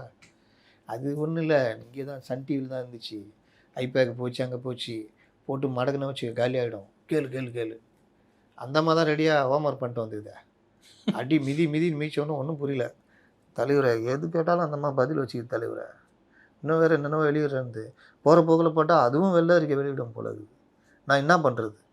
தெரிஞ்ச கம்பெனிகள் என்னென்னவோ பேர் சொல்லி கேட்டேன் தலைவரை, அது புரியாத பேரில் 10 கம்பெனி சொல்லுது தலைவரை, இன்னும் வச்சுக்கிறேன் தலைவரை. சரி விடு நிறுத்திட்டு பார்க்க நேற்று அந்தம்மா. ஆமாம், நல்லா ஆக்ரோஷமாக பேசியிருந்தேன். அதனால் நாங்க ஏங்க point அவ்வளோ இருக்குங்க, அல்ல வருதுங்க, அவ்வளோ புள்ளி இருக்குங்க. விவரமா சொல்றேன் நம்ப மாட்டீங்களா அப்படின்ட்டு அதுவுமே டவுட்டா தான் கேட்டாங்க. ப்ரூஃப் வச்சிருந்தாலுமே. ஆமா. ஆஹா, இவர்கள் காட்சிப்படுத்துறதுக்குல்ல, அதில திணறிட்டாங்கன்னா, அத இதாகிடும். அதான் இப்ப சண்முகத்திட்ட போயிட்டு, "ஐயா, நீ ஒண்ணுமே இல்லையா? எல்லாம் ஜனங்க ஓட்டு போட்டு தான் அவர் வந்தாராம். என்ன சொல்ற?" அப்படின்னா, அப்படியா சொன்னாங்க? பேட்டா அன்னைக்கு நாங்க மட்டும் இல்லைன்னா அங்கே போயிட்டு, தலைவரே பேட்டா நாங்கள் மட்டும் அன்னைக்கு இல்லைன்னா டப்பா டான்ஸ் ஆடிக்கிறேன்றாப்புல. சண்முகம் நீ என்ன சொல்கிற அப்படின்னு. அப்படியா சொன்னார்? பேட்டா இப்போ வேணா போக சொல்லு. எவன் கேட்டான் அப்படின்னு அங்கே போய் சண்முகத்திட்ட. இப்போ வேணா போக சொல்கிறாரு. எவன் கேட்டான்னு கேட்குறாப்புல. என்ன சொல்கிற அப்படின்னு. இப்படியே சண்டை மூட்டி விடுறது. அவர் தெளிவாக இருந்தாப்புல. அவர் எத்தனை பேரை பார்த்துருப்பாரு. நான் பார்த்துட்டு சொல்கிறேன் அப்படின்ட்டார். அதனால் இன்னைக்கு ஆராசா பேசுகிறார். இவர்களுடைய கோபம் எப்படி இருக்கு வெளிப்படுது பாருங்க. அதுதான் முதலமைச்சர் கேட்குறாரு. நீங்கள் வந்து நாங்கள் தான் அனுப்பிச்சி வச்சோம், நாங்கள் தான் அனுப்பிச்சி வச்சோன்றீங்களே, தானாக முடிவெடுத்து வந்ததை தான் அவங்க சொல்கிறாங்க. ஆமா. சரி, நாங்கள் தான் அனுப்பிச்சி வச்ச ஆட்களுக்கு நாங்கள் அமைச்சர் பதவி கொடுத்தா உங்களுக்கு ஏன் இவ்வளோ கோபம் வருது, இவ்வளோ கதறீங்கன்னு கேட்குறாரு. இன்றைக்கி அதுக்கு ஆராசா உடனே அவர் ரொம்ப காட்டமாக சொல்லியிருக்காரு. வெக்கமே இல்லாமல் இவர்கள் பதவி கொடுக்குறாங்க. பதவி கொடுக்கலன்னா வெக்கமே இல்லாமல் ட்ரெஸ்ஸெல்லாம் அவுத்து போட்டு கொடுக்குறாங்களா? வெக்கமே இல்லாமல் இவர்கள் பதவி கொடுக்குறாங்க. வெக்கமே இல்லாமல் அவங்க வாங்கிக்கிறாங்க. இதை பேசுகிற ஆராசா 2004லேருந்து 11 வரைக்கும், 2004லேருந்து 10 வரைக்கும் 9 வரைக்கும் அமைச்சராக இருந்தாரா இல்லையா? ஆமாம். எதில் திமுக ஜெயிச்சா ஆட்சியை பிடிச்சது அங்கே மத்திய அரசில் காங்கிரஸ். அப்போ என்ன வெக்கப்பட்டுட்டு வாங்கினாங்களா?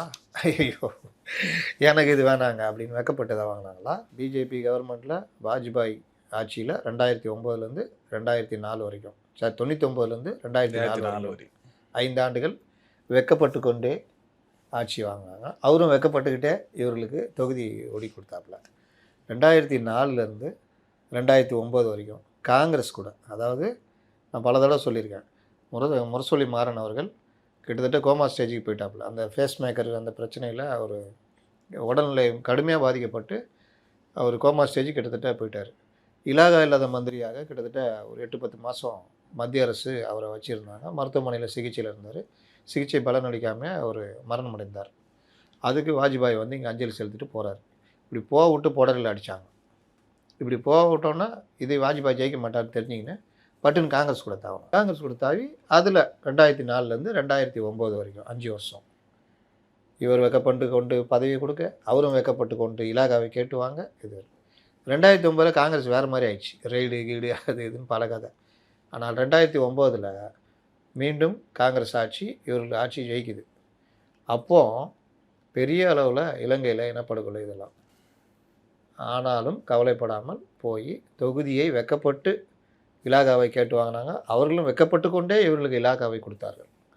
2009லேருந்து 2014 வரைக்கும் ஒரு கூட்டணி ஆட்சியில் ஒரு அரசு தன்னு கூட இருக்கிற ஆட்சி அமைக்கிறதுக்கு உதவி செய்கிற கட்சிகளுக்கு அமைச்சர் பதவிகளை கொடுப்பது தான் நான் தார்மீக.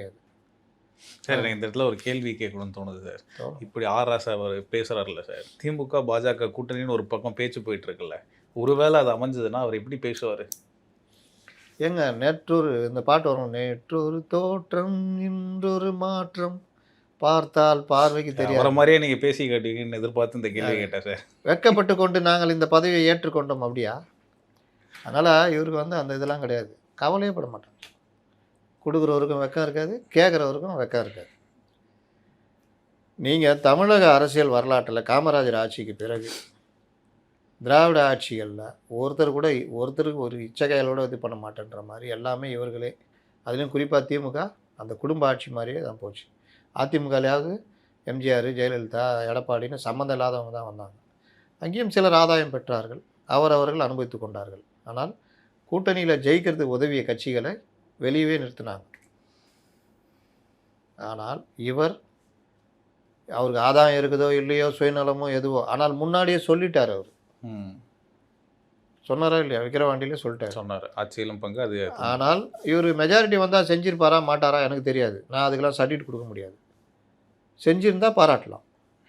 ஆனால் இந்த இதில் இவர்கள் எல்லோரும் ஆதரவு கொடுத்த உடனே அமைச்சர் பதவி கொடுக்குறாங்க. இடதுசாரிகள் மட்டும் முடியாதுன்ட்டாங்க. மற்றவர்களாம் அமைச்சர் பதவி. முதல் முறையாக கிட்டத்தட்ட 67க்கு பிறகு ஒரு கூட்டணி மந்திரி சபை முதல் முறையாக அமைகிறது. இதில் என்னப்பா உங்களுக்கு பிரச்சனை? கொடுக்குறவனுங்க வைக்கல, வாங்குறவனுங்க வைக்கலன்னு பேசுகிறீங்க. இதில் என்ன பிரச்சனை இருக்குது?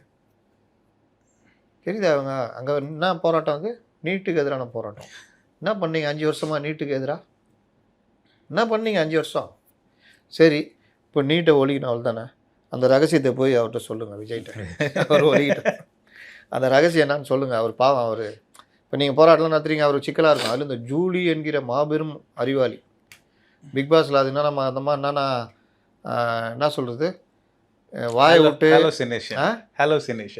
ஆலோசினேஷனா, அந்த ஓவியா கூட பேசிட்டு, அதாவது அந்த மாதிரி எப்படிலாம் வார்த்தை மாறும், மாட்டிக்கிச்சு, சிக்கிக்கிட்டு அசிங்க. பிக் பாஸில் ஃபஸ்ட் டைம் அசிங்கப்பட்டது அந்த மாதிரி தான். குறும்படம். அதாவது பெரிய போராளியாக உள்ளே போனாங்க, இந்த சிவப்பு துணிலாம் கட்டிக்கின்னு. அப்புறம் உள்ள பெரிய அளவில் அசிங்கப்பட்டு அந்த மாதிரி வெளியே வந்தாங்க. அப்படிப்பட்ட ஆள், உணர்ச்சி வசப்படுற ஆள், உணர்ச்சி வசப்பட்டு கண்டதை பேசிகிட்டு இருக்கோம். இன்றைக்கி கூட எதுனா உத்தரப்பிரதேசமானு கேட்டிருக்காங்க தமிழ்நாட்டை. என்ன உத்தரப்பிரதேசம் அவ்வளோ கேவலமாக போயிடுச்சா? அக்கா தமிழிசை, அண்ணா நயினார் நாகேந்திரன், நீங்களாம் என்ன பண்ணுறீங்க? என் தகுதிக்கெல்லாம் நாங்கள் ஜூலிக்கெல்லாம் பதில் சொல்ல மாட்டேன்றீங்களா? யாரையா விட்டு பாயிண்ட் காத்துட்ருக்காங்க. சத்தியமாக வராது. திமுக தான் வரும், பாயிண்ட் வராது.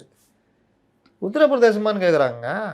ஏங்க உபரி பட்ஜெட் போட்டு அவன் 72,000 கோடி ரூபா எக்ஸ்ட்ரா வச்சுருக்கிறான். பால் உற்பத்தியில் நம்மளோட பெரிதாக இருக்கிறான். பல விஷயங்களில் நம்மளோட சாலை கட்டுமான இதில் நம்மளோட அட்வான்ஸாக போயிட்டான். உத்தரப்பிரதேசமானு கேட்டுனுக்கிறாங்க.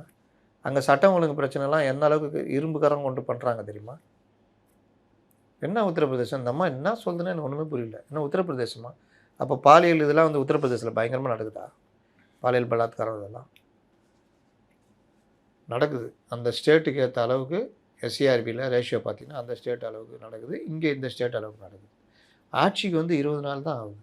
20 நாளில் இவ்வளோ எதிர்னா அப்படியே துடிக்கிறாங்க. ஐயோ முதல்வர் அவர்களே, இந்த எங்கள் வீட்டு குழந்தைங்களுக்கு இதாக இருக்குது, உங்கள் வீட்டு குழந்தைக்கு உங்களுக்கும் தான்ப்பா, நீங்களும் கேளுங்கப்பா, நீங்களும் கேளுங்கப்பா. நீங்கள் ஒரு 2 மாதம் முன்னாடி கோமாவில் இருந்தீங்களாம்மா ஜூலி அம்மா? இதுக்கு முன்னாடி நீங்கள் வேறு எங்கேயாவது இருந்தீங்களா? செவ்வாய் கிரகம் அண்டார்டிகா எங்கேயாவது இருந்தீங்களா? அப்போல்லாம் துள்ளலை, எதுவும் பேசலை. இதுதான் திமுகவுடைய வெற்றி. அதாவது பல பேர் பேசுவாங்க, பல பேரை பேச வைப்பாங்க, பெரிய அளவுக்கு பிரச்சனையாக்கி விட்ருவாங்க. என்னப்பா அந்த அதை விடியா என்ன சொல்கிற பார்த்தியா அவ்வளோ பெருசாகிடுச்சு அப்படி இப்படின்னு. பழைய படங்களில் எம்ஆர்ஆர் ரோல் வரும். பல விஷயங்களை திடீர்னு பெருசாகிடுவாப்புல. ஆச்சா பூச்சா என்ன, எதிராளி மிரண்டு போகணுன்னா அந்த பிரச்சனையை பெருசாக்கி அதில் ஆதாயம் தேடுவார். அந்த மாதிரி பண்ணுறாங்க. சட்டசபையில் கிட்டத்தட்ட சென்னை 28 சொல்லலாமா? பார்ட் 2 சொல்லிவிடுங்க சார். பார்ட் 2ல் என்ன வந்துச்சு? அந்த மாதிரி அதுவும் கிரிக்கெட் பேட்டே விட்டு வருவாங்களா அழுதுங்கண்ணே, அந்த மாதிரி ஆயிடுச்சு கிட்டத்தட்ட. பெரிய டீமு. அதுதான் சொல்கிறேன், பங்கு மச்சான் இன்றைக்கி எப்படி கதற விட்றேன் பாருங்க. நீங்கள் வந்து உக்காருங்க. அவர் போய் முதல்ல இப்படி உக்காந்துருக்காப்புல, நேராக சபாநாயகரை பார்த்துருக்கோம். அதாவது சபாநாயகர் இப்படி உக்காந்துருக்காருன்னா எதிரில் சின்னதாக மாடம் மாதிரி இருக்கும், அதில் ஒரு 4-5 பேர் உட்காரலாம். இப்படி உட்காந்துருக்காப்புல. அப்படி உட்காந்தா விஜய் தெரிவார், எல்லாம் இந்த முன் வரிசையில் எல்லாருமே தெரிவாங்க. இவங்களும் அவங்கள பார்க்கலாம். அதுக்கப்புறம் என்ன பண்ணிட்டாப்புல, கொஞ்சம் தள்ளி அப்படி போயிட்டாப்புல. போனால் உதயநிதி தெரிவார், சபாநாயகரும் கொஞ்சம் சைடில் பார்ப்பாங்க. விஜய்லாம் பார்க்க முடியாது, அவங்க முதுகு வந்துடும். உட்காந்து பார்த்துருக்காப்புல, புறம் இதுகிட்டு ஓடினதை பார்த்துருக்காப்புல. இவர்கள் இன்றைக்கு சபாநாயகர் சொன்னது, முதல்வர் பேசும்போது குறுக்கிடக்கூடாது, எந்திரிச்சு நிற்கக்கூடாது, மரபை மீறுறீங்க.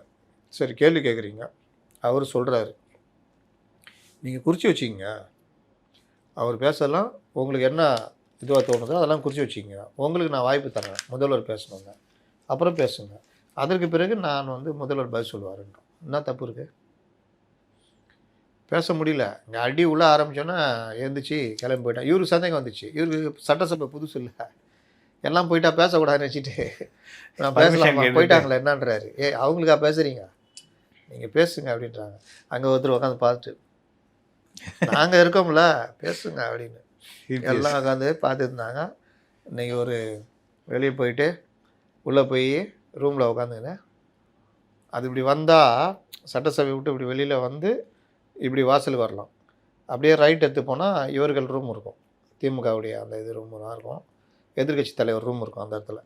அங்கே போய் உட்காந்துன்னு டிவியை போட்டு டிவியில் பார்த்துருந்துருப்பாங்க. ரிவைண்ட் பண்ணி இந்த இடத்துல வந்துட்டோம் போடு என்ன சொல்கிறாரு ஃபுல்லாக பார்த்துட்டு வந்து இல்லை அந்த கோபத்தோடைய என்ன பேசுகிறோன்னு தெரியாமல் பேசிட்டு போகிறாங்க. மொத்தத்தில் அந்த சட்டசபையில் ஆக்கப்பூர்வமான ஒரு ரோலை இவர்கள் ஆற்றுவார்கள்னு பார்த்தா இல்லை. உதயநிதி அவர்கள் எதிர்க்கட்சி தலைவராக அவருக்கு பெரிய வாய்ப்பு இது. பல விஷயங்களை ஆக்கப்பூர்வமாக டேட்டாஸ் எடுத்து போட்டு கதற விடணும். அதை விட்டுட்டு சோபா மாடல்னு நாள் சொன்னீங்க. உடனே எல்லாரும் பெருசாக ஐயோ தலைவர் கலக்கிட்டாருப்பா வேறு லெவலுப்பா. ஒருத்தர் என்கிட்ட வந்து கலைஞர் மாதிரியா இல்லை சட்டசபையில் கலைஞர் இந்த மாதிரியா சொல்லியிருந்தார் சோபா மாடல் அது. அப்புறம் மறுநாள் அது சோபா மாடல் ட்விட்டரில் இதில் மறுபடியும் அதை தூக்கின்னு வந்துட்டு இன்றைக்கி மறுபடியும் சோபா மாடல் சொன்னால் புதுசாக அதான் கண்டுபிடிங்க. இன்னொன்று இதே பாணியில் அவரே சொல்கிறாரு அது என்ன சோபா மாடல் எனக்கு தெரிஞ்சதுக்கே 2 நாள் ஆச்சுன்றாப்புல. இது இந்த காலம் வந்து சம்பாதிக்கிற பணத்தை மறைச்சி வைக்கிறதுக்கு இல்லை ட்ரான்ஸ்ஃபர் பண்ணுறதுக்கு இன்றைக்கி இருக்கிற இதில் வேறு இது இருக்குது. இங்கே இருக்கிற பணத்தை அப்படியே துபாய்க்கு அனுப்பிச்சி அங்கே இருக்கிற ஒரு ஷெல் கம்பெனியில் அதன் மூலிமா இங்கே மறுபடியும் ஒயிட் ஆக்கி கொண்டு வருது. இந்த மாதிரி எவ்வளவோ பண்ணிக்கிட்டு இருக்கிறாங்க. வந்துக்கிட்டு இருக்குது இப்படி போய் வருது. அதனால தான் அது ஹப்பாக இருக்குது. இல்லாட்டி மலேசியா சிங்கப்பூர் அந்த சைடு கொண்டு வருது. அப்படியே மாற்றிடுறது ஒயிட்டாக மாற்றுறது இல்லாட்டி முதலீடாக்களை மாற்றுறது இல்லை பிட்காயினை மாற்றுறது. பிட்காயினை நீங்கள் மாற்றி இது பண்ணிட்டீங்கன்னா உங்களுக்கு அந்த நம்பர் மட்டும்தான். ஆமாம் அந்த நம்பரை எடுத்து போட்டால் கூட ஓப்பன் பண்ண முடியாது. எதுவுமே பண்ண முடியாது. உங்களுக்கு தெரியாது இல்லை. ஆமாம் பிட்காயினா எவ்வளோ குறைந்தபட்ச பிட்காயின் இது எவ்வளோ அமௌண்ட்டு பிட்காயின் வாங்கலாம்? அது வாங்கலாம் சார். க்ரோர்ஸ் வாங்கலாம் சார். மில்லியன் எவ்வளோனா வாங்கிட்டே இருக்கலாம். அப்போ முதலீடு பண்ணி அந்த என்ன கொடுப்பாங்க அதுக்கு? அது ஒரு நம்பர் மாதிரி கொடுப்பாங்க. ட்ரஸ்ட் வேலட் அப்படின்னு சொல்லுவாங்க. அதில் இருக்கும். அதில் அந்த நம்பரை வந்து காப்பி பண்ணால் அது மூலியமாக தான் டிரான்சாக்ஷன் நடக்கும். அந்த நம்பரை மிஸ் பண்ணிட்டா கோவிந்தா ஞாபகம் இருக்கா? அவ்வளோதான். ஒருத்தர் அந்த நம்பரை மிஸ் பண்ணிட்டு பில்லியன் டாலர் நம்பரை பென்ட்ரைவில் சேமித்து வச்சு அதை மிஸ் பண்ணிட்டு குப்பை கடங்களை இன்றைக்கும் தேடி நிற்கிறாருனாங்க. பல $1000 செலவு பண்ணி தேடி நிற்கிறாரு. அந்த மாதிரி அந்த நம்பரு இப்போ என்கிட்ட நான் வந்து முறைகேடாக சம்பாதிச்சதை பிட்காயினில் மாற்றி அப்படி மாற்ற முடியுமா? அதெல்லாம் இருக்குது சார். மாற்றலாம். அப்படி மாற்றி நான் ஒரு நம்பர் வாங்கி வச்சுக்கிட்டேன். என்னை ரைடு அடிக்கிறாங்க ஒன்றுமே இல்லைன்ட்டு இந்த நம்பரை எடுத்துட்டாங்க. அதை வச்சுட்டு எதாவது பண்ண முடியுமா? இல்லை சார், தெரியாது சார். அது இவங்களது தான் அப்படின்னு தெரியாது. கண்டுபிடிக்க முடியாது. ஏன்னா அதில் பெருசாக ஒன்று கேஓசி அதெல்லாம் எதுவுமே பண்ணுற மாதிரி இருக்காது. எதுவுமே இருக்காது. எல்லாமே பிளாக் நெட்டு தான் இல்லை. இந்த மாதிரி இருக்கிற காலகட்டத்தில் சோபா செட்டில் ரூபா நோட்டை அடுக்கி வச்சா கொடுப்பாங்க. ஏதோ ஒரு சினிமாவில் பண்ணான்றது. அவங்க பாவம் அவர் விடுதலை சிறுத்தைகள் வந்து முன்னாடி ஒரு கொட்டகை மாதிரி இருக்குமா. அந்த கொட்டகையை ஆல்டர் பண்ணி ஒரு ரூம் மாதிரி கட்டியிருக்காங்க. அதுக்கு உக்காரத்துக்கு சோஃபாலாம் புதுசாக ஆர்டர் பண்ணியிருக்காங்க. அது விஜய் வர்றதுக்கு ஒரு முன்னாடியாக வரணும். அது வந்திருக்கு. உடனே அதை வந்துட்டாங்க. இவர் வாடகை கற்று போட்டுக்கிறாப்புல முஸ்லீம் லீக் இது அவரே சொல்லிட்டாரு. வாடகை கற்று போட்டால் முடிஞ்சவொன்னே எடுத்துகிட்டு போயிட்டாங்க அப்படின்னு. வேறு யார்? சிவி சண்முகம்.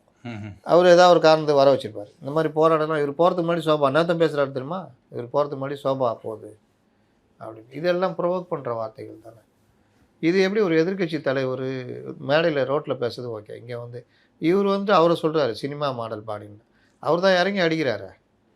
நாங்கள் எங்கள் ஆட்சி எப்படி வந்துச்சு, நான் எப்படி இருந்தேன், என்னுடைய இயக்கம் எப்படி வந்துச்சு, 12 வருஷம் படிப்படியாக கொண்டு வந்து சொல்கிறாரு. அதனால் அட்டர் ஃபெயிலியர் இந்த விவகாரத்தில் திமுக. அவர்கள் இந்த விஷயத்தை இன்னும் ஆக்கப்பூர்வமான எதிர்க்கட்சியாக செயல்படணும். இவர்கள் 2 பேருடைய லாவணியில் சட்டசபையுடைய மாண்புகள் குறைக்கப்படுகிறது. அது எல்லாவற்றையும் சரி பண்ணணும். அடுத்த இது பட்ஜெட் கூட்டத்தொடர் ஒரு நல்ல விதமாக மாண்போட நல்ல தமிழ் பேச்சோட நாங்கள் எதிர்பார்க்குறோம் அப்படின்றது தான் நம்முடைய கோரிக்கை. அதனால் இந்த தொடரில் அவர்கள் எதிர்பார்த்து வந்தது வேறு. பசங்க 600 பெட்டு கட்டி பேட்டை வாங்கி போட்டானுங்க. எல்லாம் சின்ன பசங்க அப்படி தானே வந்தாங்க. ஆமாம், ஜூனியர் மாப்ஸு பாரு மாப்ஸ் இப்போ எப்படி ஓட விட்றேன் பாரு. ஜூனியர் தாவேக்கா சீனியர் திமுகவை நான் ஓட விடுவேன், அவர் ஓட விடுவார். ஹே பாரு அப்படின்னா ஓட விட்டாங்க. சரி சார், விஜய் அவர்கள் முதல்வராக 40 நிமிஷம் பேசியிருக்காரு. நீண்ட நேரம் பேசினது இன்றைக்கி தான். இதெல்லாம் போக அவர் முன்னாடி பேசின ஓவராலாக அவர் பேசின கருத்துக்கள் எப்படி இருக்குது, பேசின விதம் எப்படி இருக்குது? அவர் என்ன நினைக்கிறாரு, ஆட்சியை எப்படி கொண்டு போக போகிறேன்னு நினைக்கிறாரு, என்ன நடவடிக்கை எடுப்போம்னு நினைக்கிறாரு, அதை பற்றி பேசியிருக்காரு. அதான் சார், அவர் பேசவே மாட்டாங்க அப்படின்னு சொன்னது போய் இப்போ பேசியிருக்காரு, பெருசாகவே பேசிட்டாரு. அந்த கருத்துக்கு வந்து என்ன கேள்வி பதில் கேட்குறேன் நான், எப்படி பேசினாரு அப்படின்னு, இன்னும் என்னென்னலாம் அவர் இம்ப்ரூவ் பண்ணிக்கணும். நீங்கள் சொன்னீங்களே ஆங்கில வார்த்தைகளை வந்து கலக்கிறாரு. சொன்னாங்க அவர் கருத்து ஓகே, என்ன பேசணும்னு நினைக்கிறது அது எல்லாருமே பேசுறது தான். டெலிவரி பண்ணுற விதம், தன்னை பற்றி பெருமையாக தன் கட்சியுடைய நோக்கம், தான் எப்படி வந்தோம், என்னென்ன பண்ணாங்க, என்னை எப்படி கிண்டல் பண்ணாங்க, எங்களை எப்படி கிண்டல் பண்ணாங்க, கூட்டணி கட்சிகளை ஆதரவோடு எப்படி பண்ணோம், மக்கள் எப்படி எங்களுக்கு ஆதரவு இருக்காங்க, மக்கள் இருக்க வரைக்கும் எங்களுக்கு பயம் இல்லை, நீங்கள் என்ன முடிவு பண்ணுறது, மக்கள் தான் முடிவு பண்ணணும், அதெல்லாம் ஓகே. ஸ்லாங் கூட அவர் ஸ்லாங் இப்படி தான் பேசணும்னு நம்ம சொல்ல முடியாது. வார்த்தைகள், ஆங்கில வார்த்தைகள், அதிக ஆங்கில வார்த்தைகள். இந்த நேரலை வந்து பல பேரை தோல் உரிச்சுது அப்படின்னு சொன்னீங்க. தாவேக்காவுக்கு இது சாதகமாயிடுச்சா? அவ்வளோதான்.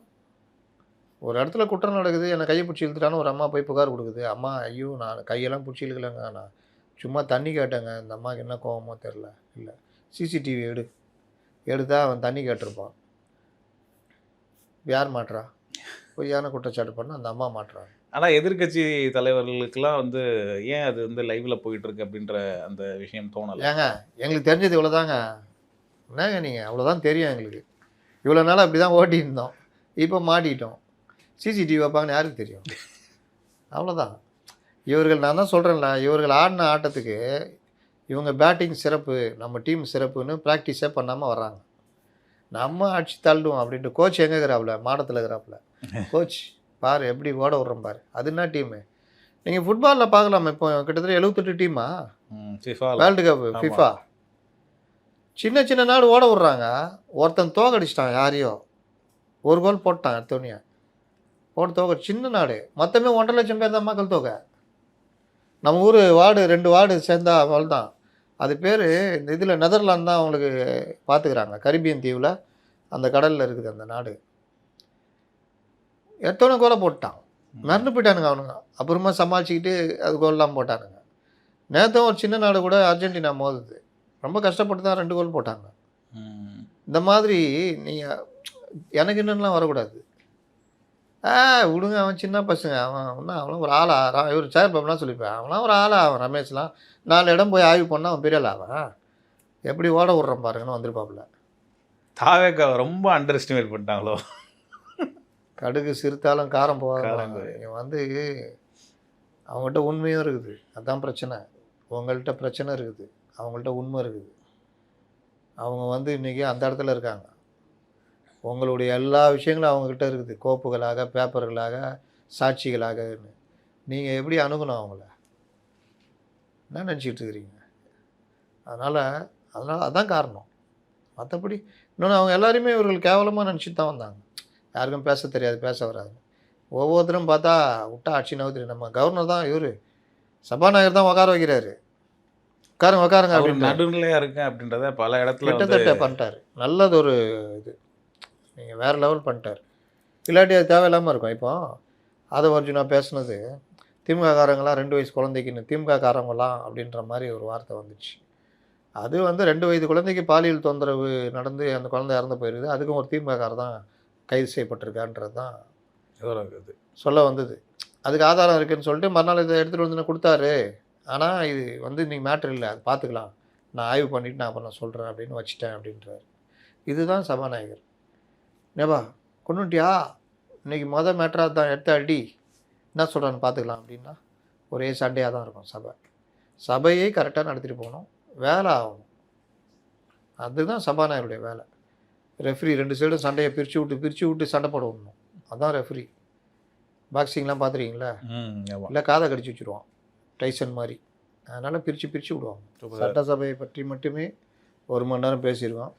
வேறு சப்ஜெக்டுகள் வந்து நாளை இதில் இருக்குது, அடுத்த நாளைக்கு பேசுவோம் சார். இல்லை, ஓவரால் சம்மப் அப்படின்னு பார்த்தீங்கன்னா ரொம்ப இலக்காரமாக தாவேக்காவை எடை போட்டு விட்டு திமுக வந்து சட்டசபையில் சந்தித்தார்கள். ஹோம்ஒர்க் இல்லைன்றதை விட ஹோம்ஒர்க் இல்லையா, ஒர்க்கே இல்லையா சார்? ஒர்க்கு தானே ஹோம்ஒர்க்கு. என்ன கேள்வி இது? சாப்பாடு இல்லைன்னா சோறு இல்லையா, சாம்பார் இல்லையான்னு கேட்டால் அதுதான் கொட்ட சொல்கிறாங்க அவங்கள. அவர் ஒரு கொட்டு கொட்டுங்கன்றாங்க. மேட்ரு என்னென்னா ஹோம்ஒர்க் பண்ணல. ஹோம்ஒர்க் பண்ணாத மட்டும் இல்லை, இவர்கள்ட்ட பல பிரச்சனைகள் இருக்குது. பிரச்சனைகள் மேலே இருந்துட்டு அவங்கள சந்திக்கிறாங்க. 2வது இவரும் புதுசு. இவர் இவ்வளோ நாளாக 5 வருஷமாக இவர் எப்படி ஓட்டியிருந்தார்? அப்படியே வருவார், உட்காந்து சிரிச்சின்னு இருப்பார். இவருடைய கோரிக்கை வரும்போது, இவருடைய துறை வரும்போது எந்திரிச்சு அதிகாரி கொடுத்தத படிச்சுட்டு போயிட்டு இருந்தார். அதனால் ஒரு எதிர்க்கட்சி தலைவராக இப்போ தானே இவருக்கும் புதுசு இல்லை. அப்போ அதுக்கேற்ற ஒரு ஹோம்ஒர்க் பண்ணிட்டு வரணும். வரல. ஆனால் அவர் பண்ணிட்டு வந்துட்டார். யார் பேச மாட்டேங்கிறார், பேச மாட்டான்னு பண்ணிட்டு வந்துட்டார். ஆர் ராசா அவர்கள் வந்து ஒரு விஷயம் சொல்லியிருந்தாங்க. ஆளுங்கட்சியாக இருக்கப்போ எங்ககிட்ட இருந்த அமைதி, சகிப்புத்தன்மையில எதிர்க்கட்சியாக இருக்கும்போது இருக்காது, இருக்குமான்னு தெரியல அப்படின்னு சொல்லியிருக்காரு. பார்க்கத்தானே போகிறோம் காளையனுடைய ஆட்டத்தை. என்னென்னா நீங்கள் பண்ண உங்கள் மரியாதை குறைஞ்சினே இருக்கும். இதை தான் நான் திரும்ப திரும்ப சொல்கிறேன். எம்ஜிஆருக்கு எதிராக பண்ணீங்க, ஜெயலலிதாவுக்கு எதிராக பண்ணீங்க, இப்போ விஜய்க்கு எதிராக பண்ணுறீங்க, விஜயகாந்துக்கு எதிராக பண்ணீங்க. நீங்கள் பண்ண அவர்கள் மரியாதை கூடிச்சு. மரியாதைன்றதில் அவங்க மேலே அனுதாபம் கூடும். ஜெயலலிதாவெலாம் அவ்வளோ பாடுபடுத்தினான். சட்டசபையில் முடியை பிடிச்சி இழுத்து, சேலை இழுத்துலாம் அந்த இதெல்லாம் நடந்தது சம்பவம்லாம் சொல்லித்தானே போனாங்க அவங்க. இனி முதலமைச்சராக தான் நான் உள்ள அந்த சட்டசபைக்குள்ளே வருவேன். அதெல்லாம் வந்து இவர்கள் சாதாரணமாக நினச்சிக்கிட்டாங்க. ஆனால் அது மக்களுக்கு எவ்வளோ பெரிய கோபத்தை உண்டு பண்ணுச்சுன்னு வெளியில் பார்த்தவங்களுக்கு தான் தெரியும். இது மாதிரி பல விஷயங்கள் இருக்குது. நீங்கள் பவர் இருக்குது, இல்லை உங்களுக்கு பேச்சாற்றல் இருக்குது, இல்லை பெரிய டீம் இருக்குது, ஏறி அடிப்போம் அப்படின்னு அடித்தா அது உண்மையான நோக்கத்துக்கு அடிச்சிங்கன்னா அதுக்கு வேல்யூ இருக்கும். நீங்கள் அவதூறு பண்ணுறதுக்கும், ஏளனம் பண்ணுறதுக்கும், எகடியம் பேசுறதுக்கும் பண்ணிங்கன்னா ஜனங்க அப்படியே அருவருப்பாக பார்ப்பாங்க. நான் இப்போவும் சொல்கிறேன், நல்ல வாய்ப்பு உதயநிதி ஸ்டாலின் அவர்களுக்கு, நல்ல வாய்ப்பு. எதிர்க்கட்சி தலைவராக தான் கலைஞர் இவர் ராசா சொன்ன மாதிரி எதிர்க்கட்சி தலைவராக தான் டெரராக இருந்தார். அந்த மாதிரி எதிர்க்கட்சி தலைவராக நல்ல விஷயத்துக்கு, நியாயமான விஷயத்துக்கு பண்ணுங்கள். இந்த மாதிரிலாம் பண்ணியிருந்தீங்கன்னா உங்கள் மரியாதை போடும், மதிப்பு குறையும். சூப்பர் சார், ரொம்ப அழகாக உங்கள் கருத்துக்களை பதிவு பண்ணிங்க. மீண்டும் ஒரு இருக்கலாம் சந்திப்போம். நன்றி சார். இந்த வீடியோ உங்களுக்கு பிடிச்சிருக்கேன் நம்புகிறோம். மேலும் இந்த மாதிரி பல விஷயங்களை தெரிஞ்சுக்க மைக்கேம் சேனலில் தொடர்ந்து ஆதரவு கொடுத்துட்டு வாங்க. ஹை பட்டன் கிளிக் பண்ணி எங்களுக்கு சப்போர்ட் பண்ணுங்கள். மைக்கேம் என்டர்டைன்மெண்ட்டுக்கும் தொடர்ந்து உங்கள் ஆதரவு கொடுத்துட்டு வாங்க. அடுத்த வீடியோவில் சந்திப்போம். நன்றி.